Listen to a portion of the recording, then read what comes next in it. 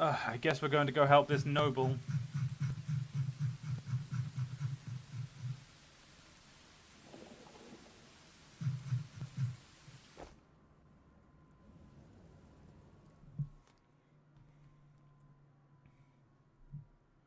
Oh, wait, what? Oh, there it is. We will come back, Market Square.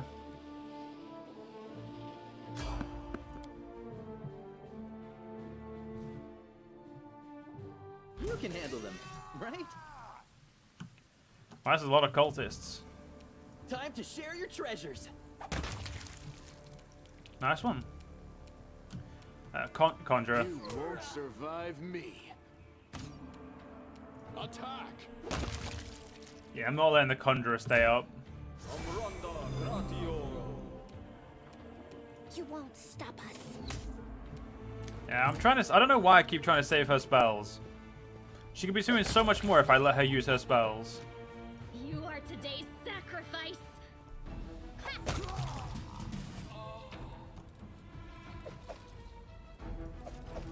I don't know what it is about with cultists having masterwork glaives. They're certainly making me money.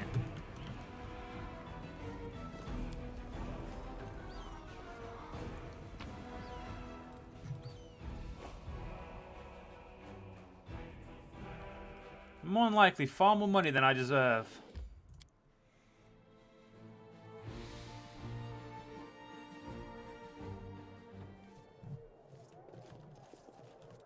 Escaping from sight.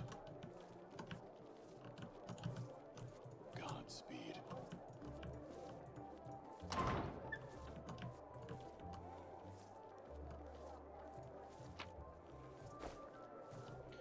We've got time to do a little bit of looting.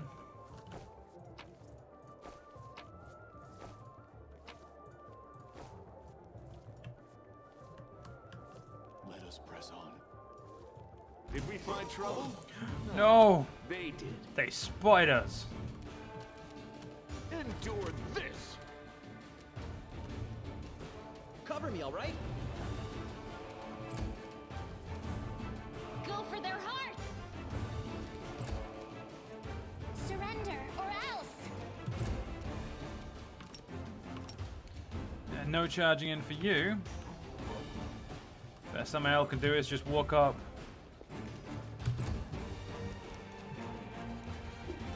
Okay, they're coming to us, which is good.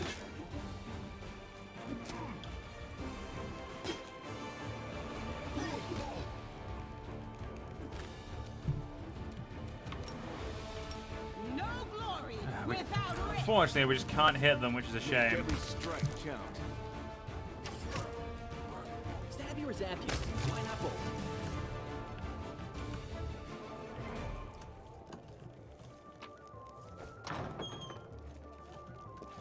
Okay, we're just gonna go in as we are for now. Oh, they're having a fucking orgy. What a splendid occasion, Count, and this Numerian elixir is quite something.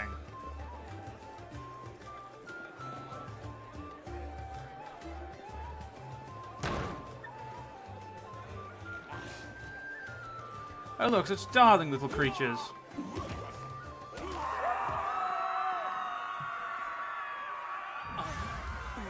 My silver and blood. Do not waver. Oh damn. You've crossed the wrong. The Darian isn't taking any fucking... He ain't taking any shit from a demon.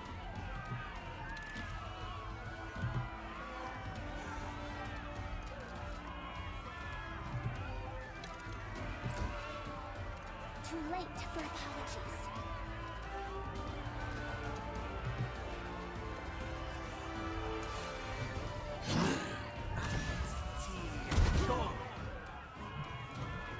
That wizard's a problem. Get rid of him. Survive me. We shall overcome.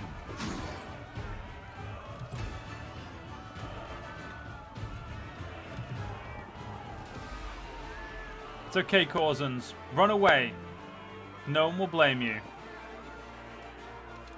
Distract them from me. That's that one gone.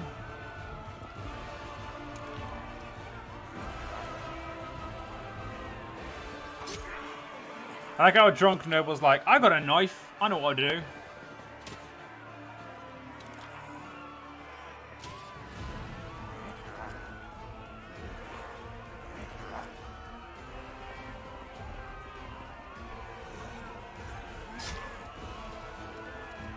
Okay, let's go get rid of that wizard. Open. Perfect.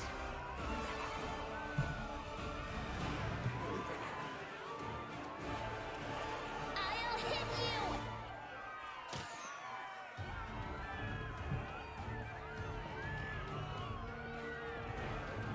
I assume that drunk noble's frightened.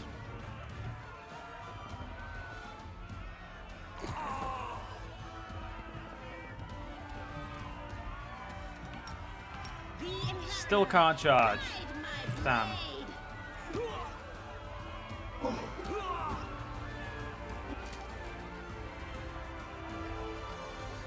What do you mean, me knowing shit?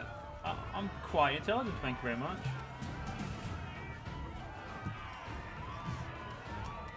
Endure this. Do not hold back.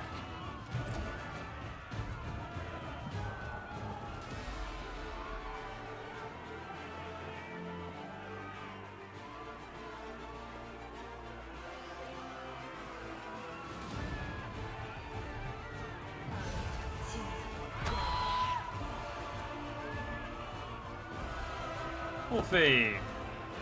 Wolf, To share your Wolf treasures. Jiff, sorry, not Wolfie. Keep saying his name wrong, and it's gonna be like a repeating thing.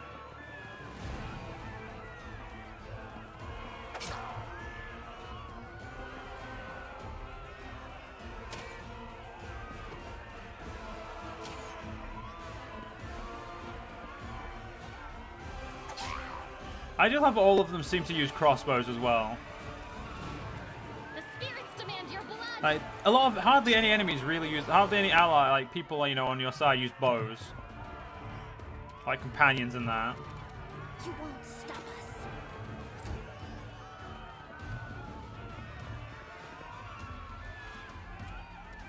The light.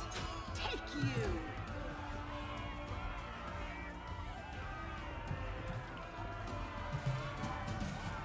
Make every strike count. Come on, Anchor, focus them. They must be fired out some way. Okay. A blood vial. Cool, I'll take that. I'll take that. A Masterwood Scimitar. The rest doesn't matter. Ooh. Let's go have a look at this.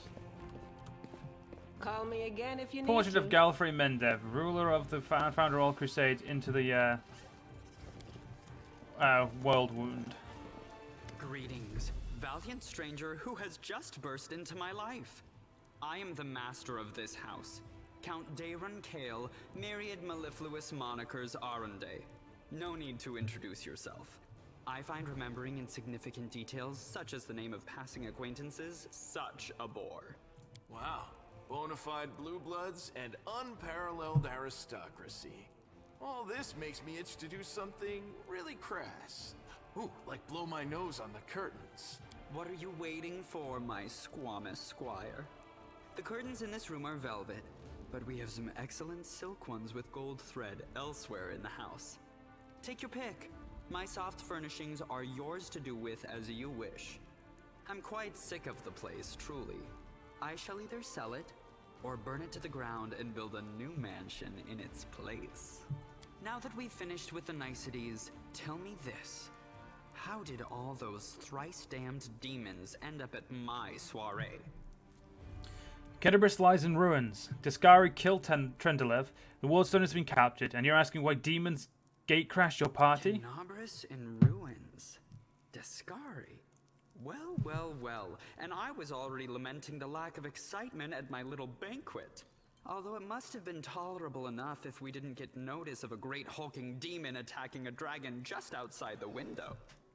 It seems as though Deskari's occasion was altogether more of a crush than mine.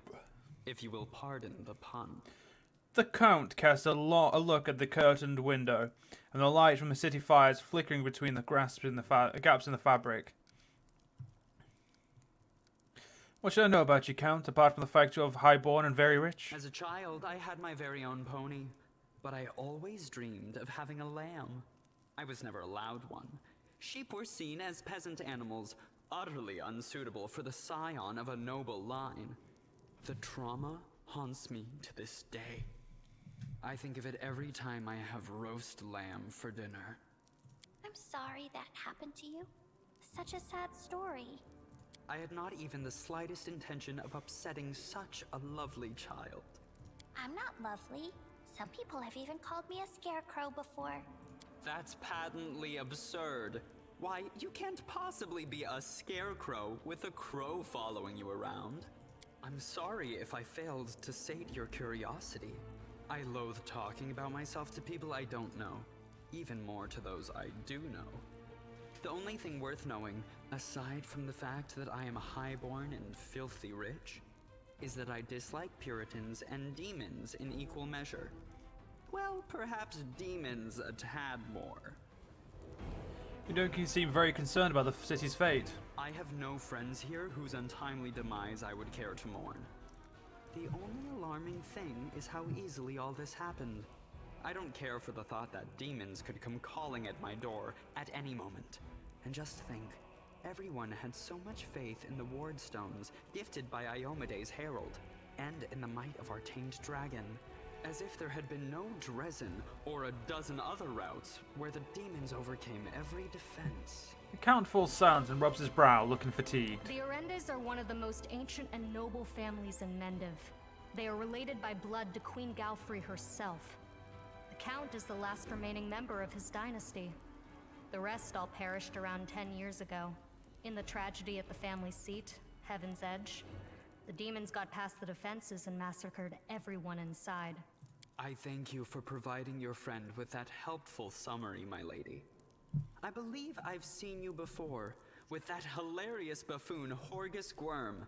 I sincerely hope you are not engaged in any kind of sordid arrangement with him. The thought of something so splendid in proximity to something so grotesque makes me feel quite ill. You deserve a better fate than that, no doubt. The Count's voice drips with courtesy, but he somehow manages not to sound thankful at all. Your civility knows no bounds, Count. I most assuredly do not have any arrangement with Master Gwyrm. As Camellia speaks, hints of carefully suppressed irritation slips into her voice. You can go to defend his heart. It's under protection of Irabeth Tirablade and the Eagle Watch. I thank you for the invitation, but I am not quite as desperate as I may seem. At times, it is better to be surrounded by the repugnant mugs of demons than the sour and dour physiognomies of Iomede's righteous paladins. What about my physiognomy? Sour enough for his lordship? Don't worry, another few minutes with the dazzling Count here, and it'll sour like week-old milk. Sela raises her sword with a flourish and uses it to smooth surface. Uses smooth surface as a mirror. What's this? An attractive paladin with a sense of humor? You're a veritable walking scandal. Either way, my mansion is now safe. I have a pair of half-decent guards. I just need to drag them out of the storeroom and bring them to their senses. I ordered them to drink a love potion, you see? For reasons which seemed extremely witty at the time and in the state of inebriation I then found myself in. They can guard the house while the valorous paladins beat back the demon assault. They will beat them back, yes? As regards myself, I feel like stretching my legs. I know rudimentary divine spells, I am no friend to demons, and I elevate any society that I deign to grace with my presence. I shall accompany you, only for a short time, of course. I have no desire to remain at the vanguard for a protracted period. What say you, my ephemeral but highly diverting acquaintance? After all, Lord Deskari spoiled my party. I now burn with the desire to spoil his. Thoughts? I don't like this guy much at all. Not even because of his personality, but just... I sense something dark about him. I guess thumping him one next time he comes out with more aristocratic witterings is not allowed? All the more reason to take him with us. If we don't kill him, The demons surely will. He has all these friends at his party, and he still looks so lonely. We can take him with us. Maybe it will make him feel better? Don't ask me. Having him tag along would be like going for a nighttime stroll through the back alleys with a diamond tiara on your head. Even I don't like that kind of attention. The Count's presence can only benefit us. I think we should say yes. He doesn't look like a whiner, and he can hold his own, so he won't be dead weight. Deal. Capital. Good acquaintances that begin and end at just the right moment often leave the most pleasant memories. Wouldn't you say? I have no one I want to change out of my party right now, so... Do you know what, Ember? I'm gonna swap you out for a little while. And we'll see what this new dickhead's like. Rules are made to be broken. Neutral evil? Yeah, that's about fucking right. So what is he? He's an oracle.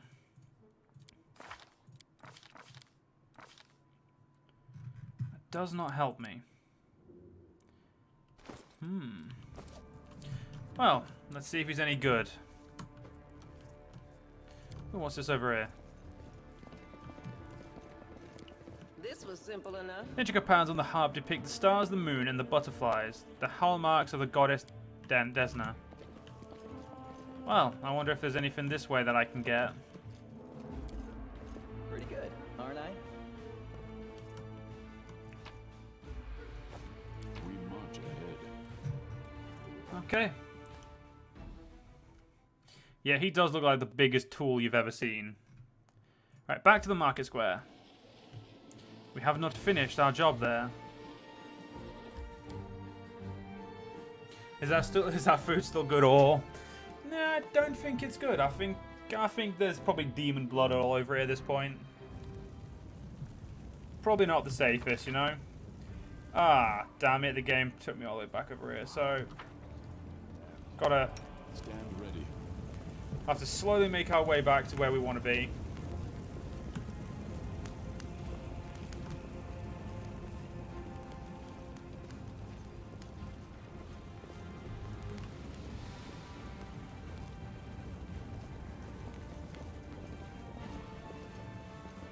Let's have some fun. Who are we fighting? Oh, I haven't. Oh, it's making me go this. Okay, fine. We're gonna go this way apparently. Out of my sight. You've crossed the wrong mongrel.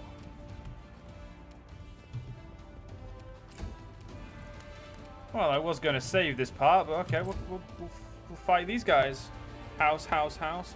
We're not going back to the house yet, Jamie. We don't have any AoEs. You are today's sacrifice!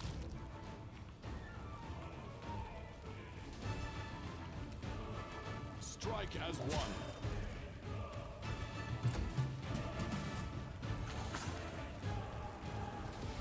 I will see to your demise. He has heal positive energy. That's a bit of fucking. That's a weird spell for him to have. You won't survive me. Our path leads on.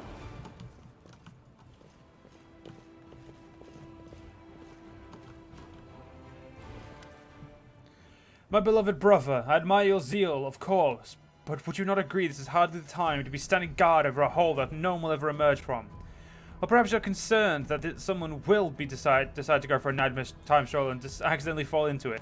Such foresight is laudable, but do you really need so many soldiers for such a task? Can't your warriors be put to better use, for instance, fighting demons or clearing rubble, while the people trapped beneath it might still be alive? I haven't got one yet. The face of this golden-curled Azamar is beautiful even by standards of his kin, in whose veins run the blood of angels. His melodious voice sounds cheerful, but bitter reproach simmers in his gaze. Well, well, look who it is. Darren murmurs in your ear. Do you know that angelically handsome fellow? He is Ramian of Edme, prior of the city's temple of Desna, and the old man in that plate armor is Prelate Hurlin Shapok. The enmity between those two is long-lived and vicious. You had better step in before blood is spilled. Those whose side you take, well, that's your own business. But I'd be most grateful if you would help Ramian get out of this unpleasant situation alive. Those curls of his, I simply adore them. Don't you dare call me brother, heretic. The signs of recent hard fighting are oblivious in the stern old man. His armor is dented, is obvious, sorry, in his stern old man. His armor is dented and covered in blood, and his unnatural pallor suggests something more dangerous than wounds inflicted by claws and fangs. Nevertheless, his gaze is stony and his voice, accustomed to barking orders, is harsh and clipped. How dare you accuse me of doing nothing to protect this city, especially now when followers of your temple were caught committing treason. To my mind, you are no different than the demon worshippers. Those miscreants, those beasts are digging under the city walls. Everyone knows, my dearest prelates, that in your zealous pursuit of order in the city, you have long since forgotten how to tell friend from foe and good from evil. That's what happened with my adepts, whose act of treason was a genuine attempt to save the city. And yet again, I am forced to repeat myself. While we are wasting time on pointless quarrels, people are dying under the rubble in our city. People whom we could have saved if you only had set your soldiers to the task and not kept them here, surrounding a useless and utterly harmless hole in the ground. Harmless? Well, if it's in your say-so, that must mean there is someone down there. Your searches, no doubt, and they're just waiting for us to abandon our post before they slink out and try again to. Don't mind notice you approach, and you, I remember you. You had appeared in my city the day the demons attacked and Trendelev died. And what are you doing here? Answer me answer at once, or I'll have you strung up by your ankles before you know it. Don't think that demons have wounded me. I still have enough strength to take on 100 of your sort. And what of this hideous creature? Helen peers at the land with suspicion. Man, at your service, the Mongol ducks his head in a bow. My forebears fought in the First Crusade. I lived in Kenabres my whole life. You haven't ever seen me before? Ah, it must be because you don't ever venture to the underground district. We have been meaning to complain to the city authorities that our paving stones have been in need of repair for so long time. The First Crusade, so you're a mongrel. You obviously know human speech, surprisingly well in fact. Alright, let's be off with you. The prelate looks at you. If he caused any trouble, I shall hold you responsible. Come to think of it, you still haven't told me who you are. I'm a Crusader. I'm fighting to liberate Kenabres from the demons. A Crusader, you say? I'll be looking into that. You obviously don't know to whom you are speaking. I'm the one who decides who's a Crusader and who's a traitor in this city. Herlin Shapok, prelate of Kenabres, by the grace of Her Majesty Queen Gallifrey. The city's defender against threats from within and without. And, as we can see, you've done a sterling job protecting the city. The golden-curled Azamar flashes with a flinty smile. I am Ramian of Edme, prior of the Temple of Desna, which alas is currently lies in ruins. Wise Herlin here believes it's vital to guard this hole in the ground, from which he is certain demons will emerge at any moment. I have been trying to convince him that the city has far more urgent matters to deal with. For instance, rescuing those currently dying under rubble. You know what? There may in fact be one matter that is more important than guarding this hole. I've put it off and put it off. And look where has led us. I should have hung you from the gate back when you dared to defend your gang of delinquent demon collaborators. If the Sakorians had hung Arli Vorlesh while they had the chance, they would never have had been a war. I won't repeat that mistake. I won't hesitate any longer. Soldiers, seize this scum. Prelates see reason. These are frightening times, but be threatening to hang someone without trial. That is unworthy of a servant of Iomede. You don't seem to realize what city you're in. The prelate here was appointed by my cousin, Galfrey, Queen of Mendev, by the grace of Iomede. Thus, he is in fact judge, jury, and executioner and gravedigger here, and all of the blessing of the goddess herself. That's blasphemy. I, a blasphemer, perish the thought. But answer me this, has Iomede stripped the prelate of his power? No, she has not. That means she has no qualms about how he is dispensing justice in the city. The prelate is well within his rights. In fact, it is you who are the blasphemer here. You know what? Behold, Inquisitor, I bear the gift of an angel who died in the caves below Kenabres. I am no enemy of yours.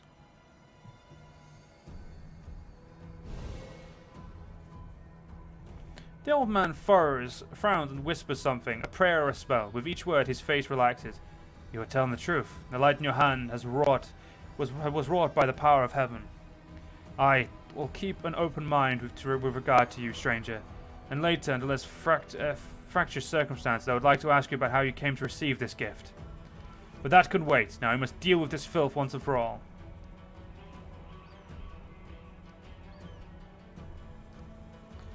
What precisely are you accusing Ramian of, Inquisitor? Treason! Not long before the city was attacked, several followers from his temple tried to secretly access the Wardstone and perform an unknown ritual over it. Herlin is trembling with fury. The Wardstone of Kenabres, the gift from Iomede, the bringer of light, wrought by the hands of her herald, the first in the chain, and followers of the crazy runt, of that crazy runt of a goddess tried to meddle with it using their magic, and after hearing a voice in their dreams, my soldiers almost had them caught when Ramian got in the way, allowing the traitor to go to ground. I made a mistake. I didn't have him locked in a cell and interrogated within an inch of his life. And now the city lies in ruins. It's time to rectify that mistake. I've told you, and I'll tell you again, my people foresaw the attack on the city. They knew the Wardstone already carried the seed of corruption within itself, and they were simply trying to heal it. I've heard similar claims before. Now where was it? Ah yes, from Staunton Vane, the traitor who brought down Drenton. The lessons of the past have taught us a great deal, and that is why I never believed you or your mob's lies for a second, and I was right. Dearest Ramian, if they should hang you, my sorrow will know no bounds. I shall miss your golden locks. Oh, for about a week. Say, are all the high-ups in this city as incompetent as these two oddballs?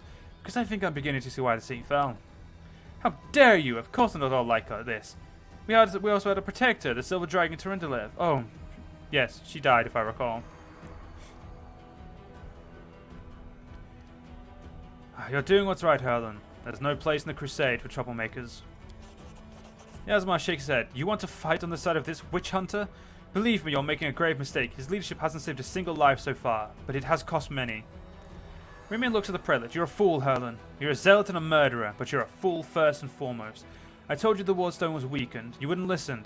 I warned you that the city was going to be attacked. You shooed me away. The truth is that my young adepts were trying to save the Wardstone, and you stopped them. Of course, those who truly responsible for this tragedy are the demons. But you have done nothing to prevent it. And now you would still rather kill an innocent person and perish yourself than admit you were wrong, as always. With a wave of a wand, the Aasimar vanishes.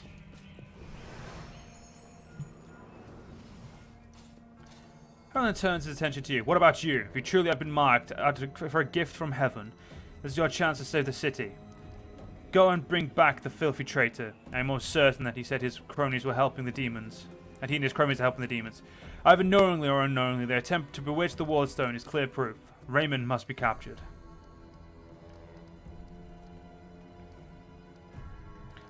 Why are you obsessed with finding enemies everywhere you look? Why? Why? You must not be from these parts, or you would not have asked such a question. I look for enemies everywhere because our enemies are everywhere. Who are we at war with? Demons? Demons and cultists. They are massive deception. They worm their way into your favor and masquerade in all manner of false guises. Do you think Dresden was taken by force? No, by trickery. Were it not for me, Kenabres would have gone the same way long ago, captured out from under our noses. Now listen to what I'm about to tell you. This was a long time ago. I was very young, and I had just joined the crusade. Back then, Kenabres didn't have a garrison so much as a public thoroughfare. Anyone who wanted could just stroll through the city. One day at dawn, a group of refugees came up to the city gate. Bold as brass, the guards let them in. And why not? For no one was ever turned away. It was no matter. Everyone was welcome in our city. If you came from Mendev, or if you hauled yourself here from across the seas, the crusade accepted all and sundry. But on this occasion, we paid dearly for our laxity. Just as soon as those innocent lambs entered the city, they transformed into demons and rushed towards the Wardstone, slaughtering everyone who tried to stop them. 62 people died in less than a minute. The demons used their mutilated corpses to desecrate the obelisk. None of them dared to go near it. The light of the goddess burned them all. So they threw the blood from the fire, splattering the Wardstone in every direction. The lead demon, an eyeless beast, Minago is her name, jeered and gloated, saying we mortals had been sitting ducks, and the creature was right too. We let our guard down, and we got what we deserved. That bloodshed came to be known as the Red Morning Massacre, and it was burned into the townsfolk's memories. Since then, Kenabres has adopted different practices. Heretics, cultists, spies, all the rabble who converted Arely's Vict Glory, who drove them all out of the city. We haven't had any trouble since. Many have come here, even the Balor, and they have all been sent straight back to where they came from, or else they were killed for their trouble. You see, Deskari himself had to crawl out of the abyss and come here. The goddess cursed him in order to break through our defenses. And what did he do? He left again, and we're still fighting. Now that we have now that is what vigilance and discipline can do. I see you suffered greatly in battle. Nonsense! I had to deal with a brood of Nabuses. It was nothing. I've taken worse enemies with the goddess's help. Nabuses, also known as death demons, have the ability to drain their victim's life force. Judging by Hurlin's power, he has lost a significant amount of his energy. The Inquisitor can bluster as much as he wants, but right now he's far from the peak of his abilities. Ramian really warned you about the attack. Those crazy Decians were always bursting into my study with their incoherent prophecies that came to them in their dreams. I won't lie, sometimes what they say did come to pass, but can we really rely on the woolly dreams of heretics over the cold hard facts of intelligence reports? Plenty of demons could have easily fooled them and whispered a treasonous plan into their dreams, and those lunatics would have been only too happy to listen. This time, Mr. Curls for Brains came to me and declared the demons are about to attack the city, and that the Wardstone's power was diminished by some kind of contamination or taint. I made him forgive me for even repeating the words. After uttering such blasphemy, he should have been locked up along with his followers and interrogated, but instead I simply increased the surveillance on them. And what's next? My people called them red-handed trying to attack the Wardstone with unknown magic. And not 3 days later, the demons attacked the city. There's an obvious connection between these events, whether deliberate or under demonic influence. The Decians played right in the hands of Deskari's horde, and they almost left the city completely defenseless. Ramian covered for his people the whole time and helped them escape my guards. After that, what else can he be but a traitor and a heretic? There's nothing more dangerous in this hole. You have no reason to guard it. You have told me yourself that you received the light-bringing gift from an angel who perished in the caves below our feet. It is no secret that these passages are teeming with dangerous creatures that could kill anyone, even a warrior of heaven. Demons and demonic offspring love roaming about underground. That's why I will be keeping an eye on this hole. If the beasts decide to attack from here, we'll be ready for them. Where can I find Raymond? How should I know? The weasel can't have gone far. He turned invisible. He's probably hunkered down in some hole, like a traitorous little rat he is, and he'll be sitting trembling and waiting till he's dragged out of there. With the prelate after you, that seems only the sensible thing to do. It's what I'd do. I'm sure lots of things sound sensible to you. And if it works too. As you can see, I'm still alive. Well, I have to go. Go on then, if you have to. It'd be good if you could return with the head of that scum. I will guide us. Well, I'll do what I can. I don't know what I clicked on. But let's see. Day 18. Month Erodus 8th. Year 4715. The demon invasion transformed all of Kenabres into one great battlefield, but nowhere in the city suffered as much as the square. This place saw a clash of titans, the Demon Lord Deskari leading his hordes from the Abyss, and the dragon Tredendalev, the mightiest of the city's defenders and one of the first to fall. The scene of destruction leaves no doubt as to the whole battle's outcome. A skilled scout could recreate the course of the battle moment by moment simply by looking at the ruins. From the chimneys torn down by powerful wings in a sharp dive, to the bloody tracks left behind where the demon dragged away noble reptile's broken body. But it is no hypothetical scout gazing upon the ruins. It is Samael, and he is not alone. The shadow of a strange, barely perceptible presence lingers over the palace. This place, like a gaze untethered from any observer, its mysterious force unknown to mortal kind, silently assesses, judges, and seeks a better way. In an instant, Samael is vested with the power and looks at the world with its eyes. The past, present, and future stand before him as an unified whole, an unmoving, multifaceted crystal that would be beautiful if it were not for fractures, blemishes, and flecks marring its splendor. What past does he see?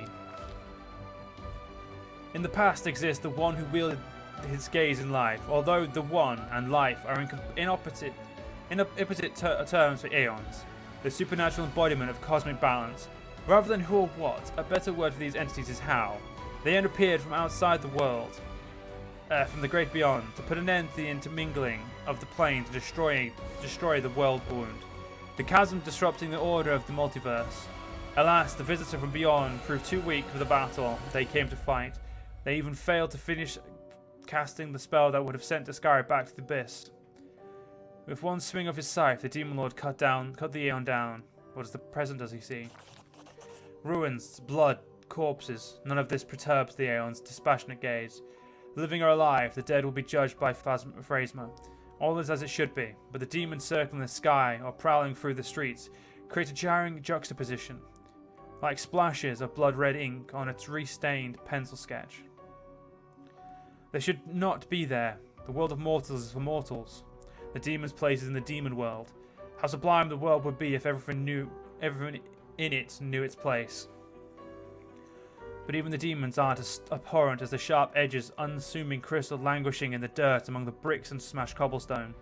No mortal would notice it, but to the Aeon's eyes, its mere existence is an outrage against universal laws. If the Aeon still existed, they would. If this Aeon still existed, they would not stop until the crystal is unmade. But the Aeon is gone, and only their gaze remains. Samael picks up the crystal, up of the dirt and shows it in his pocket. He is mortal, which means he has the power to decide what to do with it. What future does he see? Good and evil, chaos and order, everything in its right in its lawful place. In the multiverse, and is no longer trespassing where it does not belong. Nothing is disrupting the smooth and steady current of the river of souls. From life into death, and back into life again, the reality, rid of its flaws, is now perfect, and the Aeons withdraw to eternally admire its beauty, which will never be threatened again.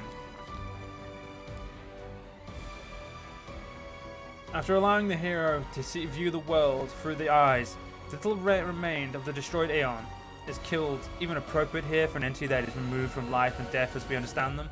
Use the last of his vestiges of energy. Now they are ready to disperse into nothingness, unless someone decides to preserve the Aeon within themselves. Will the hero take on this power so that they may again look to the world through the Aeon and others' eyes, or will he allow it to vanish?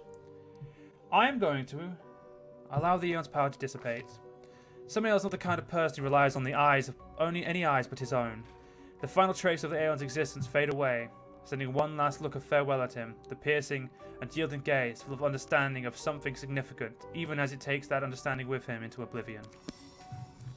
Because we already have our mythic path. At the very least, I've already chosen my mythic path. They will break against our resolve.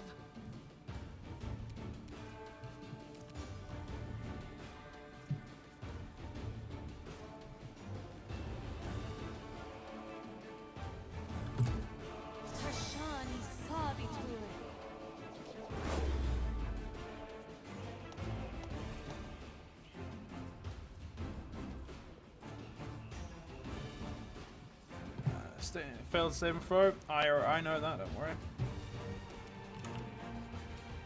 Go for their hearts!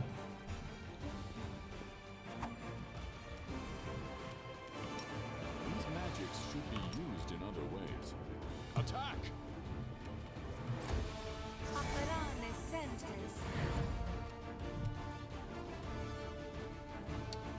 Okay. What is it with my inability to charge at someone today?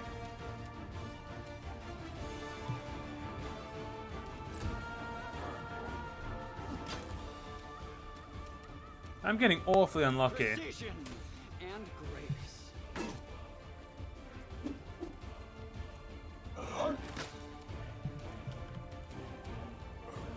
Endure this. Two amazing shots as usual. Ah, Wolfie is a little bit frightened. Oh, Wolfjiff. Or Wolfjiff, sorry. I'll cut you wide open. We shall overcome.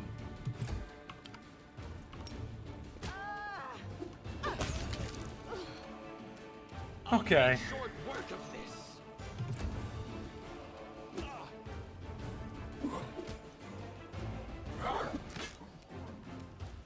Make every strike count. Close. Just stay there. You're under. Oh no, he's not under any longer. Shit, I should have made him come over. Do not hold back.